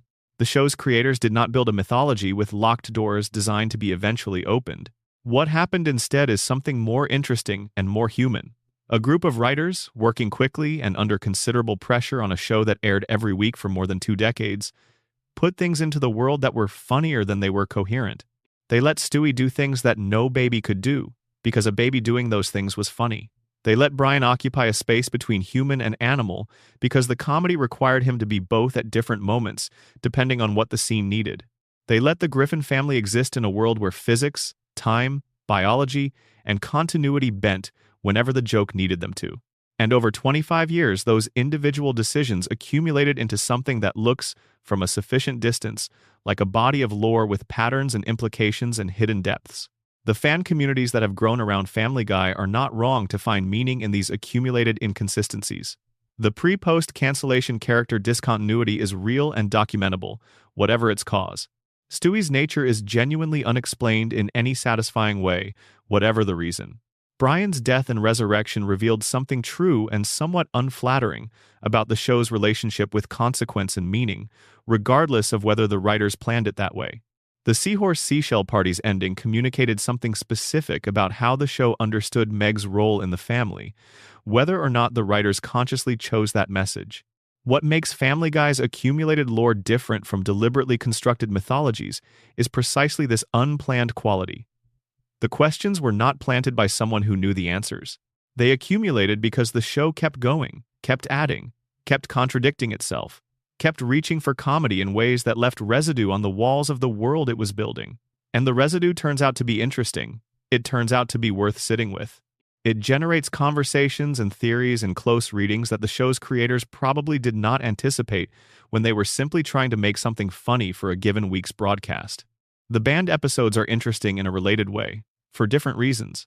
They are the places where the show's push against the edges of what it was allowed to do ran up against something it could not get past.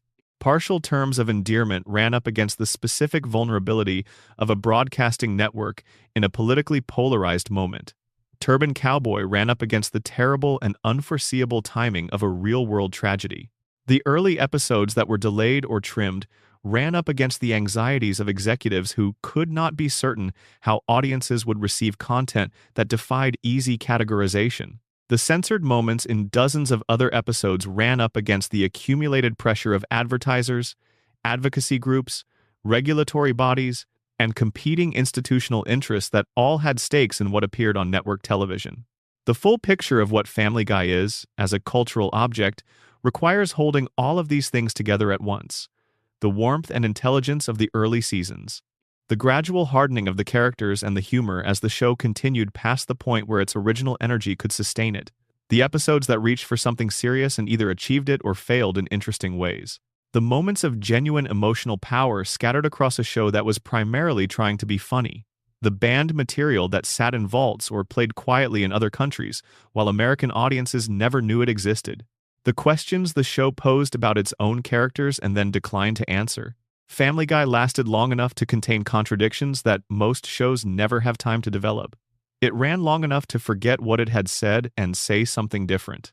It ran long enough for its creators to change their minds, for its writing staff to turn over multiple times, for the cultural context around it to shift in ways nobody could have predicted in 1999 when Peter Griffin first appeared on screen with 22 million people watching. Somewhere in all of that time, between the jokes and the controversies and the banned episodes and the mysteries, Family Guy built a body of work that is still being analyzed, still being argued about, still generating exactly the kind of uncomfortable conversations that the show always claimed to welcome. The banned episodes are out there, most of them, if you know where to look. The mysteries are still open. The lore is still accumulating. Stewie is still 1 year old. Brian still has an unfinished novel somewhere in the house. Peter Griffin still does not remember last week the same way he remembered it the episode before. And somewhere in a lampshade in Rob Lowe's bedroom, a family is sitting through another hurricane, waiting to see what the next 20-something seasons might bring. If you made it all the way to the end of this one, you are exactly the kind of person this channel exists for. There is a comment section waiting below for you to tell me which mystery you find the most interesting, which banned episode you had never heard about before tonight, or just where you are in the world, and whether it is late enough that you are already starting to drift. Those conversations are genuinely the best part of making these videos. Hit subscribe if you have not already. It genuinely helps more than you would expect. Sleep well. Stay curious. I will see you in the next one. Section 13. The deleted scenes, lost moments, and things the show wants you to forget.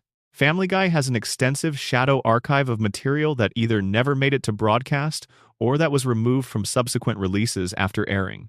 Some of these moments are well documented. Others exist in fragments, referenced in commentary tracks and interviews, but not easily accessible to casual viewers. Taken together, they form a picture of a show with a more complicated and darker edge than the broadcast version consistently revealed. The DVD commentary tracks that accompanied the first several seasons of the show are unusually candid documents. The writers and creators spoke openly about jokes that had been cut, about lines that went further than what aired, about entire sequences that were developed and then pulled before the episode reached the network. One of the recurring themes in those commentaries is the gap between what the room found funny and what could survive the network standards process, and the creative frustration that gap produced. The Season 2 episode Da Boom, which ended with the reveal that the entire episode had been a dream sequence belonging to a character from a completely different television show, Pam Ewing from Dallas, contained a substantial amount of material in its produced form that did not survive the broadcast version.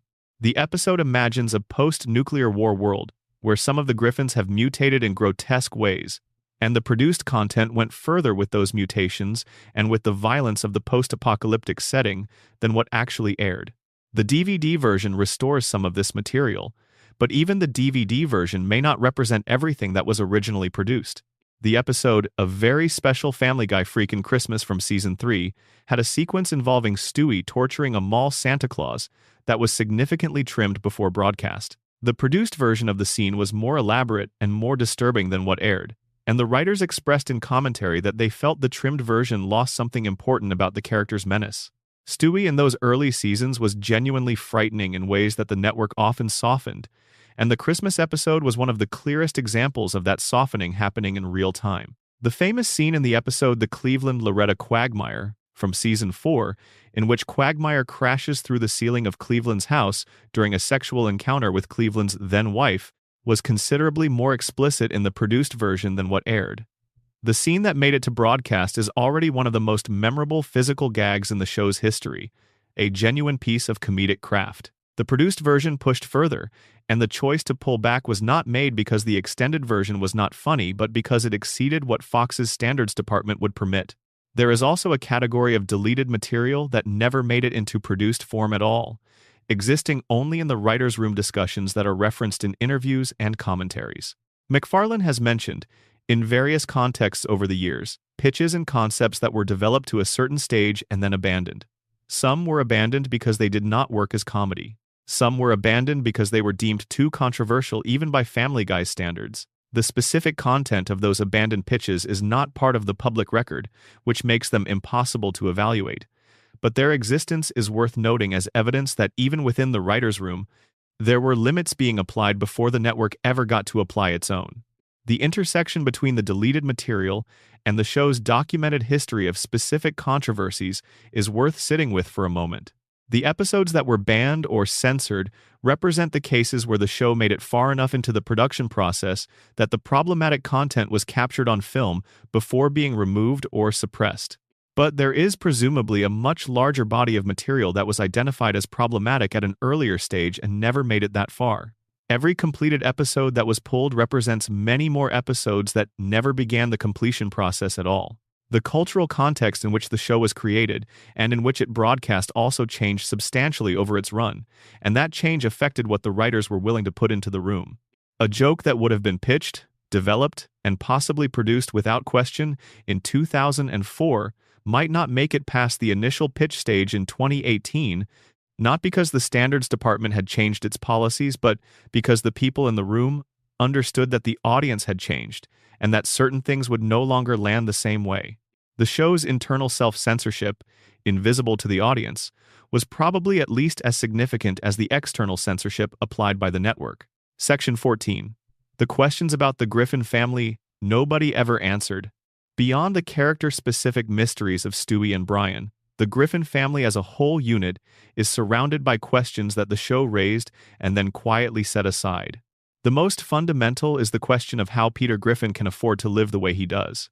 The show established early on that Peter works at the Pawtucket Patriot Brewery in Rhode Island, having previously held a job at the Happy-Go-Lucky Toy Factory.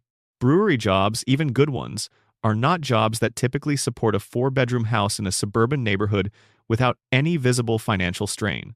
The Griffin house is large, the family eats well. Peter makes purchases that a brewery worker's salary would not comfortably support. The show acknowledges this problem occasionally and then ignores it, the way animated comedies generally ignore the economics of their characters' lives. But Family Guy makes enough references to financial reality that the gap becomes conspicuous. Peter also survives injuries in situations that should, by any realistic accounting, have killed him many times over. The show depicts him in situations of extreme physical violence and danger on a routine basis. He falls from significant heights. He is hit by vehicles. He is in explosions. He emerges intact, or at least functionally intact, episode after episode. This is true of animated comedies generally, and nobody expects a cartoon to take mortality seriously. But the show's occasional gestures toward realism, toward the idea that the world has rules and that actions have consequences, make the invincibility stand out in ways that it might not in a show with a more consistently absurdist register.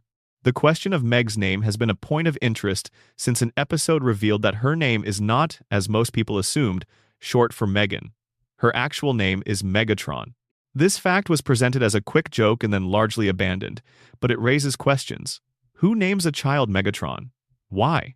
What does it say about Peter and Lois's relationship with naming their children, that one of them is walking around with the name of a Transformers villain? The show never explored this, treating it as a throwaway reveal rather than as something worth following up on.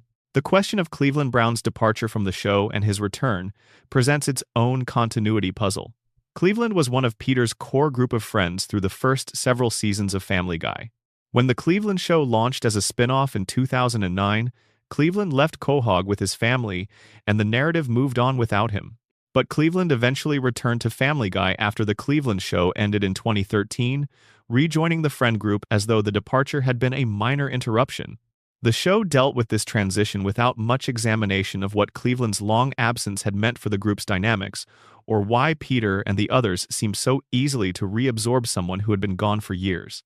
Quagmire's history, which the show has sketched in partial detail across many episodes, is another category of unresolved material. The show established at various points that Quagmire has a complicated past that includes military service, an extensive and legally questionable romantic history, family members with whom his relationships are difficult, and a moral code that is internally consistent even when it produces conclusions that most people would find objectionable.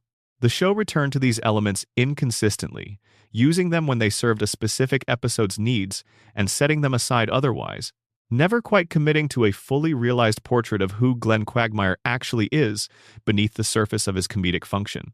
The relationship between Joe Swanson's disability and his professional life as a police officer was the subject of many jokes across the show's run, most of them at Joe's expense. But the show also established, in Joe's introductory episode, that he had been an extraordinarily capable and admired person before his injury, someone the entire neighborhood looked up to.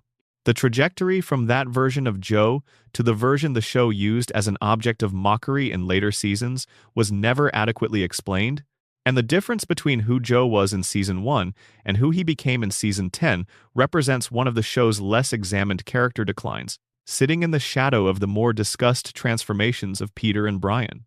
Section 15. The cultural legacy of what was banned and what was not. The pattern of what Family Guy was and was not allowed to broadcast over its 25-year history reveals something about American television that extends beyond the show itself. The clearest statement the banned episodes make, collectively, is about what kind of difficulty network television is willing to manage and what kind it is not. Family Guy was permitted to be offensive in ways that were broadly understood as fictional exaggeration.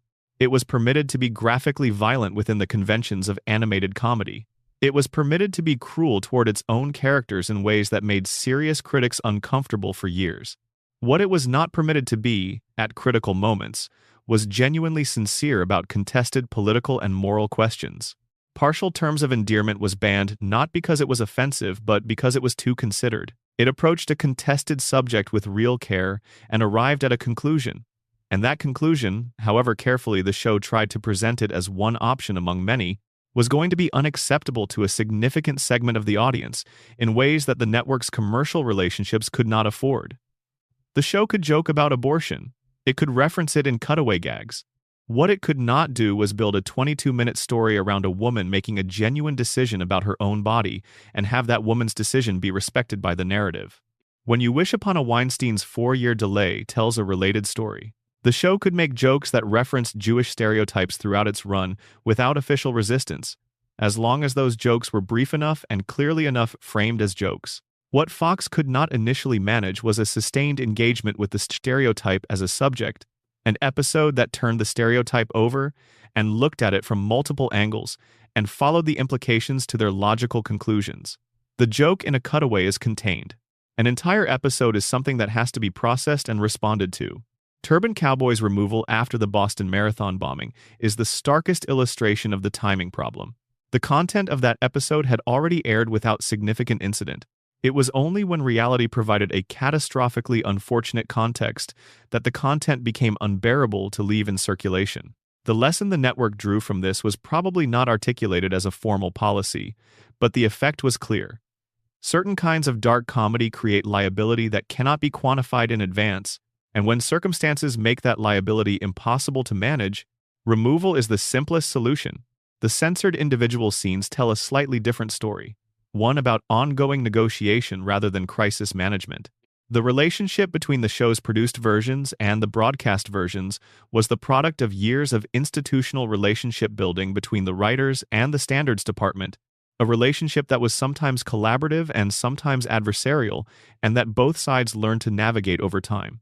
The show's writers became skilled at producing content that would survive the negotiation while still containing what they actually wanted to say.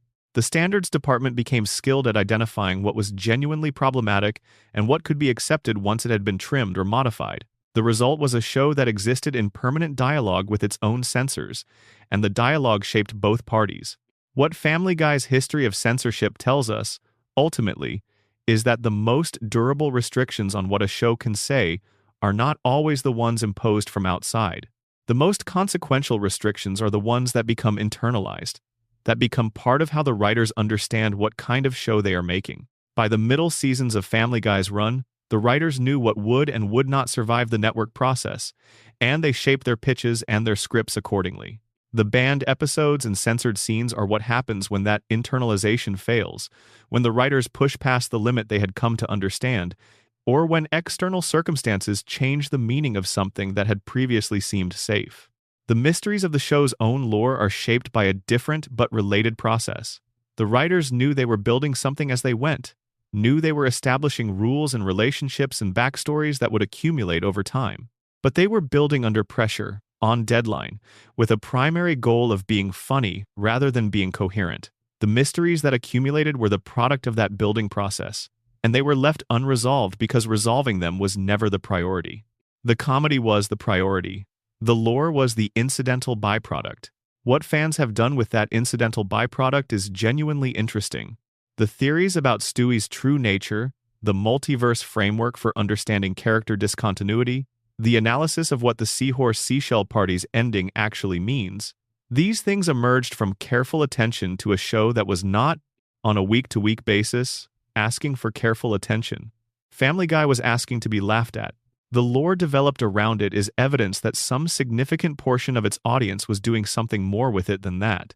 The show that premiered in 1999 with 22 million Super Bowl viewers, and the show that aired its most recent episodes, are not the same show in almost any meaningful sense. The characters are different. The humor is different. The heart, which was once one of the most appealing things about it, has fluctuated across a range from warm to absent. The things the show was and was not allowed to say changed with each decade. The questions it raised and declined to answer accumulated into a body of unanswered material that fans have been organizing and theorizing about for years. All of that sits together as the full picture of what Family Guy was and is. A show that ran long enough to become many different things, that was censored in ways that reveal as much about American broadcasting as they do about the show itself, and that left behind a trail of mysteries that turn out to be at least as interesting as the answers might have been. Section 16. The questions that will never be answered. Some things about Family Guy will remain permanently unresolved, not because the answers are complicated, but because the show has been running for long enough that consistency has become impossible to maintain, and no one, at this point, is probably keeping track. The question of whether the show is set in a consistent timeline is the most fundamental of these unresolvable issues. Family Guy does not age its characters. Peter and Lois and Meg and Chris and Stewie are the same ages in Season 23 as they were in Season 1, despite the fact that more than 2 decades of real time have passed. The show exists in what television scholars sometimes call a floating timeline, where events happen and cultural references are current but the characters remain fixed in their relative ages.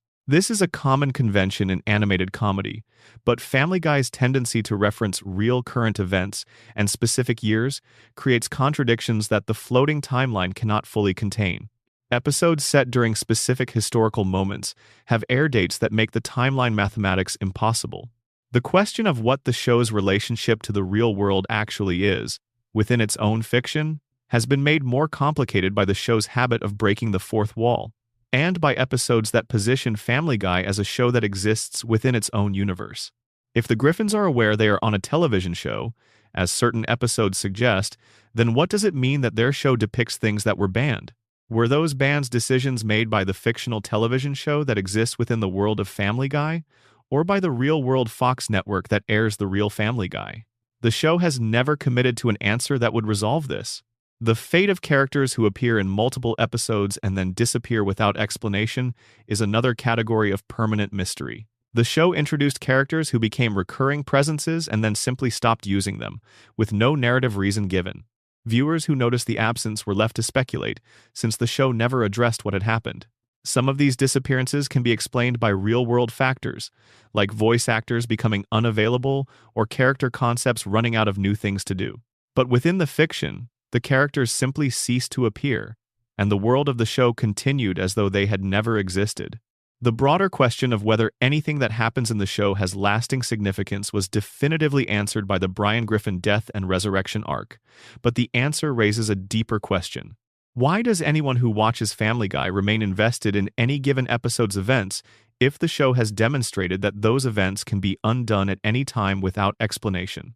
The answer is probably that audiences have learned to engage with the show on the level of the individual moment rather than the larger narrative, finding value in the specific joke or the specific scene without expecting it to contribute to anything cumulative. Family Guy became, over time, a show experienced in individual units rather than as a sustained story. This is not a failure, exactly.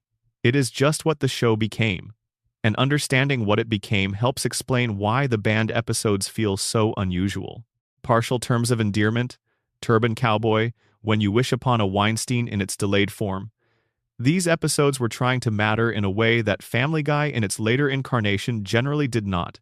They were trying to say something that would last, something that would change the way the audience thought about a subject beyond the 30 seconds of the specific joke. And that ambition, whatever its execution, is what made them strange enough, dangerous enough, different enough from the show's usual mode to require special treatment. The mysteries persist. The banned episodes sit in their complicated archive. The lore accumulates in the spaces between episodes, in the inconsistencies and the unresolved threads and the character decisions that pointed somewhere and then went nowhere. Family Guy is a show that has been many things, and the full account of what it has been includes everything that never made it to air alongside everything that did. The Griffin family wakes up tomorrow morning without memory of what happened yesterday. The show resets and begins again. Stewie is still 1 year old. Brian still has the novel somewhere. Peter has forgotten whatever lesson he learned last week. And the list of things the show chose not to say, the episodes it was not allowed to make, the questions it raised and then walked away from, grows a little longer with each passing season. That list is its own kind of story, if you know how to read it. And now you do. If this helped you settle in tonight, the best way to say so is to drop a comment below and subscribe if you have not already. I read every comment. The conversations that come out of these videos are why I keep making them. Sleep well. I will be here when you need something to fall asleep to next time. Bonus section, the road to episodes, the multiverse, and what Stewie's time machine actually did to the show's reality.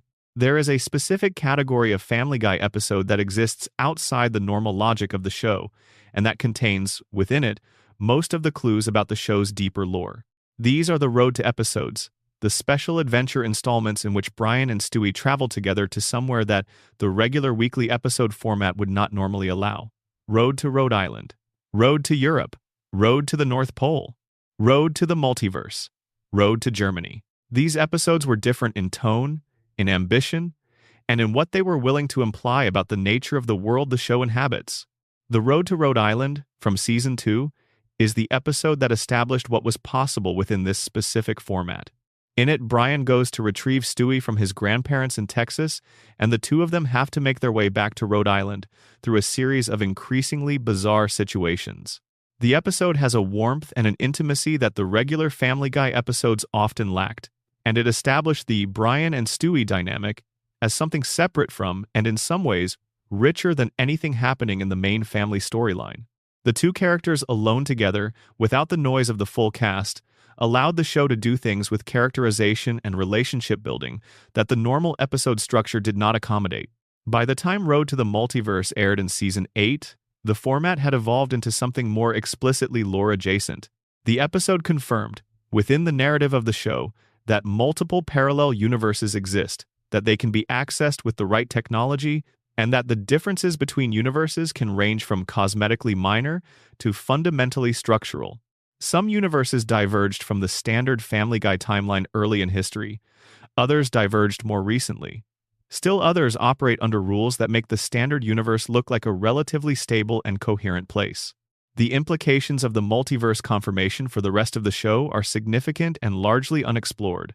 If parallel universes exist and can be accessed, then many of the continuity problems in the show's history could be understood as crossings between universes rather than simple inconsistencies. Characters who behave differently from how they used to behave might literally be different characters from a parallel world who ended up occupying the same body and the same address.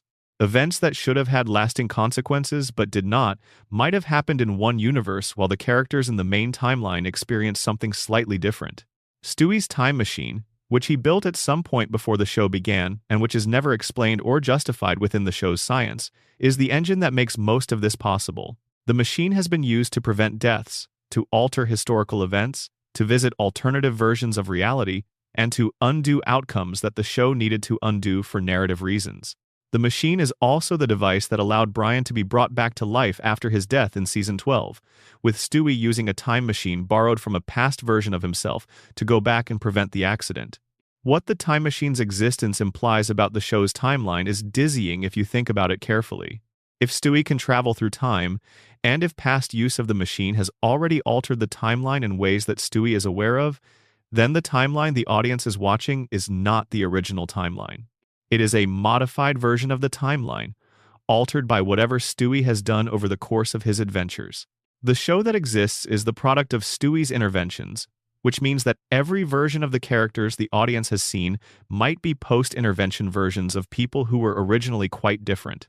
This reading of the show's internal logic would explain the dramatic character differences between pre- and post-cancellation Family Guy in yet another way.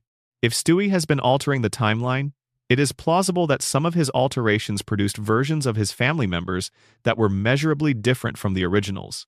The Peter Griffin of Season 1 and the Peter Griffin of Season 10 could both be authentic members of the Griffin family, just from different branches of a timeline that has been modified by the machinations of a one-year-old with a time machine and no particular concern for what his experiments do to the people around him.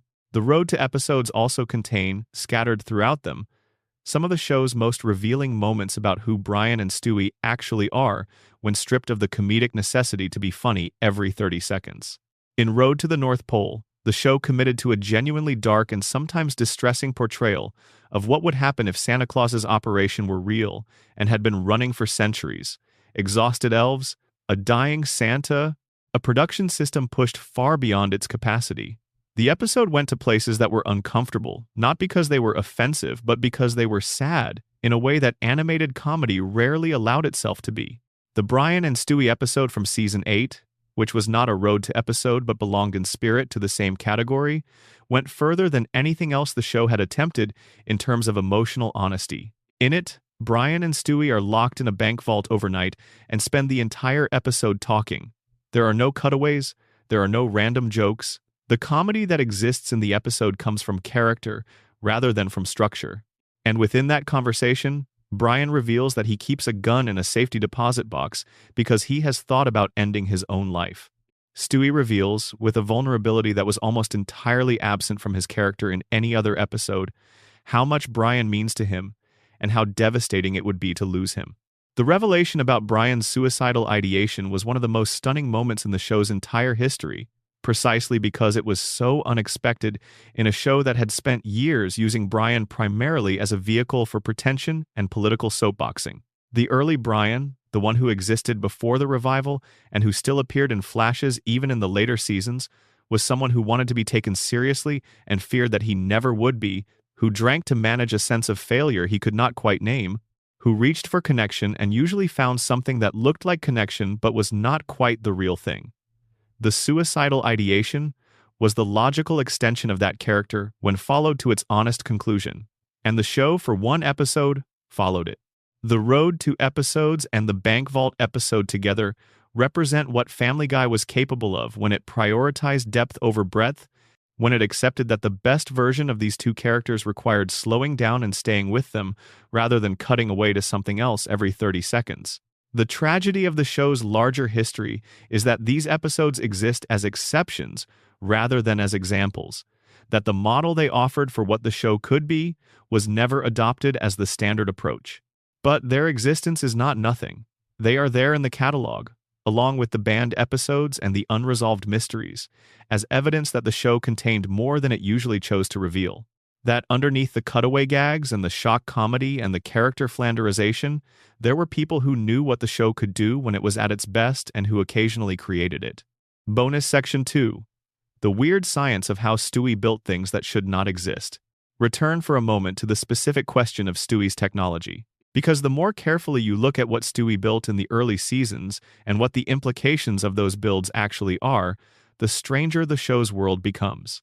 In Season 1, Stewie built a weather control device, a mind control helmet, a laser gun, a shrink ray, a time machine, and what appeared to be some form of interdimensional portal. These are not toys.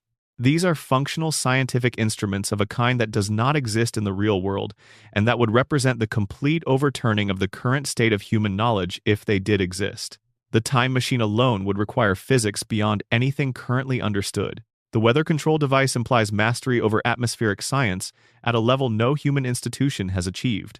The mind control helmet implies an understanding of neuroscience and neural interface technology that is decades or possibly centuries beyond what exists now. The show treats these devices as props, as background details that establish Stewie's character without requiring any examination of what their existence means for the world around him. But take even one of them seriously for a moment. If Stewie has a working time machine, and if that time machine can actually alter the past, then Stewie is the most powerful individual in the history of the show by an essentially unlimited margin. He is more powerful than any government, any military, any institution of any kind. He can go back in time and change any outcome he dislikes. He is constrained only by his own judgment, and his judgment is the judgment of a 1-year-old, which is to say it is not constraining in any reassuring way. The show has occasionally acknowledged this implication and then refused to follow it to its conclusion. Stewie has used the time machine to prevent Brian's death, to escape situations that would otherwise be fatal, to revisit moments in his own past, and to explore alternative versions of history. But he has not used it to resolve the show's central problems, which could presumably be done in an afternoon if he were willing to apply the technology seriously.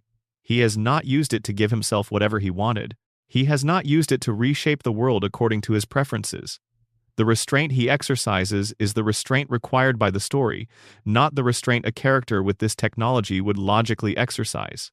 This disconnect between what Stewie's technology should make possible and what the show actually depicts him doing is another unresolved thread in the show's lore. The technology establishes that he could do essentially anything. The show depicts him doing relatively small things with it. The gap between capacity and action is never examined.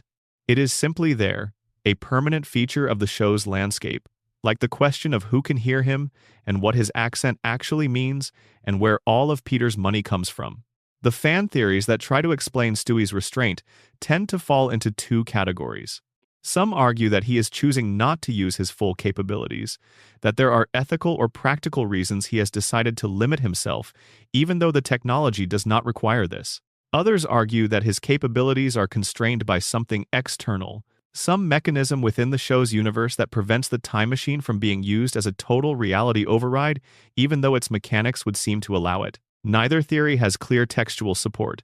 The show simply does not engage with the question. What all of this suggests, when you add it up alongside everything else about Stewie, is that the show created a character whose capacities far exceeded the narrative's ability to contain them. The evil genius baby concept worked beautifully as a comedic premise. And it worked partly because the show did not think too hard about the implications of what it was building. A baby with a time machine and a weather control device and a working mind control helmet is not a comedic character in any straightforward sense. He is a force of nature. He is someone who could rewrite history on a Tuesday afternoon if he felt like it. The show's eventual decision to move Stewie toward a softer, more emotional, more relatable characterization can be understood partly as an unconscious retreat from the implications of what the original character actually was. A character who could do anything was hard to write stories around. A character who was insecure about his friendships and uncertain about his identity and learning what it meant to connect with another person was much more manageable narratively. The trade was a real creative choice, even if it was never articulated as such. The mystery of what Stewie actually is, and what his technology actually represents within the show's universe, remains open because closing it would require committing to something the show was never willing to commit to. If Stewie is what the technology suggests he should be, the show becomes something fundamentally different. If Stewie is just a quirky baby with impressive toys, the technology stops making sense. The show chose to live with the tension between those two possibilities rather than resolve it, and the tension has been one of the most generative, unsolved problems in the show's history. Final thoughts. The show that contained more than it showed. When you step back and look at the full picture of what Family Guy has been across its run, what stands out is not the controversy, or the censorship, or the rating declines, or the character changes. What stands out is the gap between what the show was capable of and what it regularly chose to be. The banned episodes are evidence of that gap. Partial terms of endearment, handled with more care and more nuance than almost anything else the show produced in that era, was capable enough of serious engagement that it made the network too nervous to air it.